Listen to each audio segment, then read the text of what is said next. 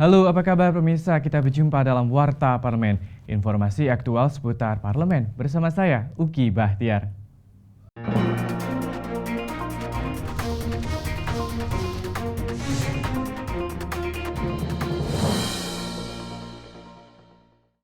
Informasi pertama kita mulai dari pimpinan DPR RI yang mendukung Kapolri yang baru, Jenderal Tito Karnavian, melanjutkan proses reformasi di tubuh Polri dan membangun sistem di lingkungan kepolisian.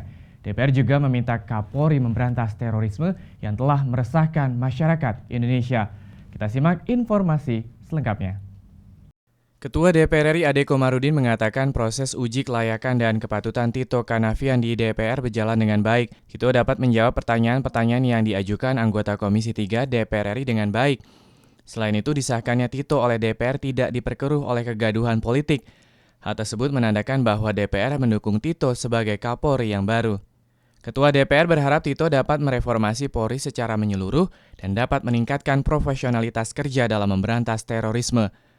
Kita berharap agar terorisme nanti pendekatan Polri bukan hanya dari segi pendekatan keamanan saja, tapi juga koordinasi dengan instansi lain dengan pendekatan yang lainnya, karena sifatnya bukan hanya security approach, tapi tadi bisa jadi soal ideologi, soal pendidikan, dan lain sebagainya.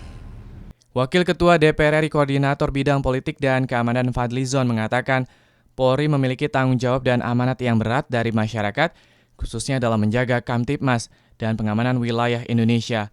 Fadli menilai sejauh ini masih banyak hal yang harus dievaluasi di dalam tubuh Polri. Ia berharap dengan dilantiknya Jenderal Tito Karnavian sebagai Kapolri yang baru, dapat mereformasi organisasi Polri secara menyeluruh. Ini adalah satu tugas dan amanah yang berat karena mengamankan seluruh wilayah Republik Indonesia, apalagi dalam situasi sekarang. Jadi kita berharap akan melakukan satu reformasi di tubuh Polri. Saya kira itu yang harus dilakukan. Fitian dan Rifki, TVR Parlemen, melaporkan. Kita beralih ke informasi selanjutnya. Komisi 9 DPR RI minta Kementerian Kesehatan mengungkap fasilitas kesehatan dan pihak-pihak yang terlibat peredaran vaksin palsu.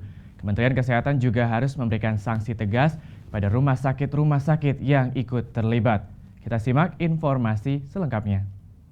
Wakil Ketua Komisi 9 DPR RI Asman Abnur ditemui usai rapat kerja Komisi 9 dengan Menteri Kesehatan Nila F. Muluk di ruang rapat Komisi 9 menyatakan peredaran vaksin palsu merupakan multi permasalahan.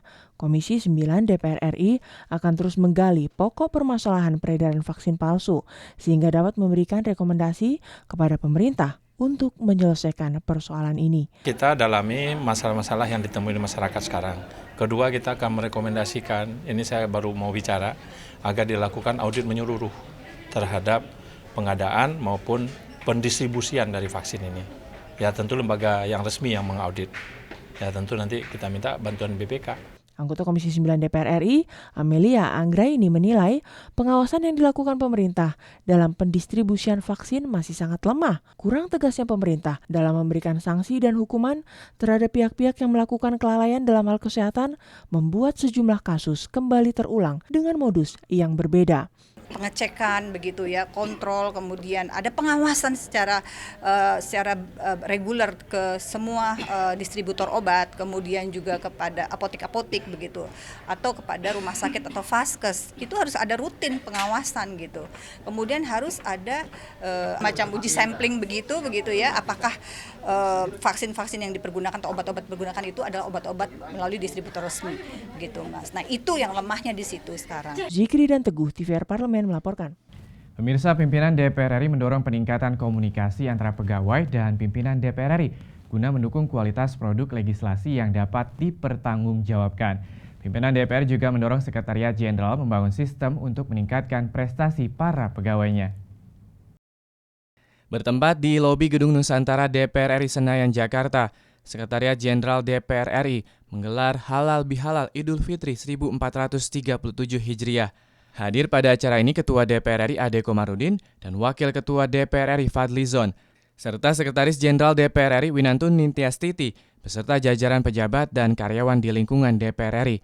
Ketua DPR RI Ade Komarudin menyatakan dukungannya terhadap kinerja segenap pegawai DPR RI agar dapat lebih produktif dan meningkatkan kualitas dalam menghasilkan produk legislasi agar nantinya dapat dipertanggungjawabkan kepada negara dan bangsa.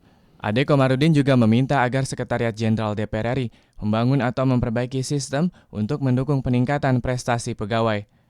Sekjen agar dibuat merit system, legacy buat beliau nanti menyelesaikan punah tugasnya di sini supaya ada motivasi orang menjadi pegawai negeri yang ada di Dewan Perwakilan Rakyat ini.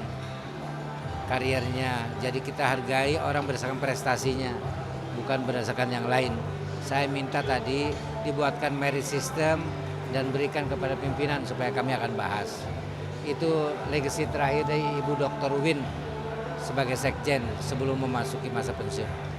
Yang kedua, saya mintakan agar khusus untuk legislasi mendapatkan support yang mungkin lebih dibanding yang lain, karena kita ingin agar produk legislasi kita itu produktif dan tentu juga secara kualitas dapat dipertanggungjawabkan.